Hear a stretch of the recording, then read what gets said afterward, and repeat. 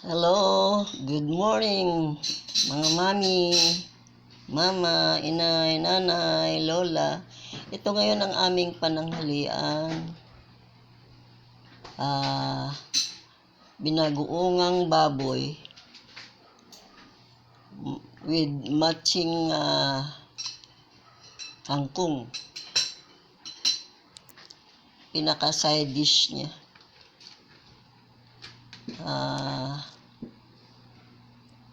Siyempre, bago mo lutuin ito, ang ginawa ko, nilaga ko muna ang baboy, pinalambot ko para hindi ako sa time ko kakapos.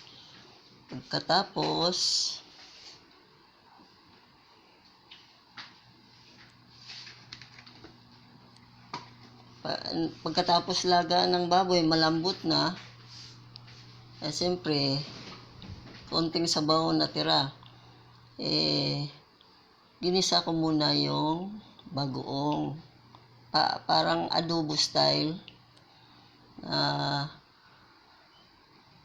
Para masarap siya sa baboy.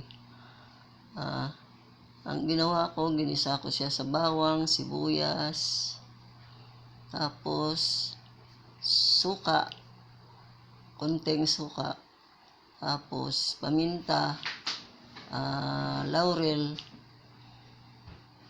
at gisa-gisa hanggang sa natuyo yung bagoong. Tapos nilagay ko na yung pinalambot kong baboy. At yan ngayon, nilagyan ko ng konting sili para medyo naman appetizing. Ito ngayon ang aming pananghalian. At natutulog pang aking mga alaga na mga apo. Ako rin ang nagbibideo nito. Pagtiyagaan nyo na lang mga nanay, mami, inay, lola, pagtiyagaan nyo na lang itong aking sinishare sa inyo na niluto ko ngayong umaga.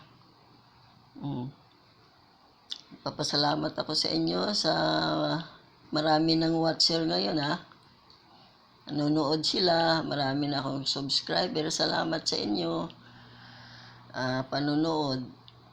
Please likes, comments, and subscribe. Maraming salamat sa inyo. At ayan ngayon ang aming ang kaninang umaga yung ham, hindi pa nga sila kumakain. At yung leftover namin na kahapon, yung ginataang tilapia na napindot ko, hindi ko na magawa ng paraan. Kaya yun, ang iksi-iksi ng episode na yun. Pero ang haba noon, in-explain ko lang gusto kung paano ko lutuin. Yan, may natira pa na isa. Salamat sa inyo panonood mga nanay, mama, mami, inay, lola. Bye-bye. Paano? Paano to?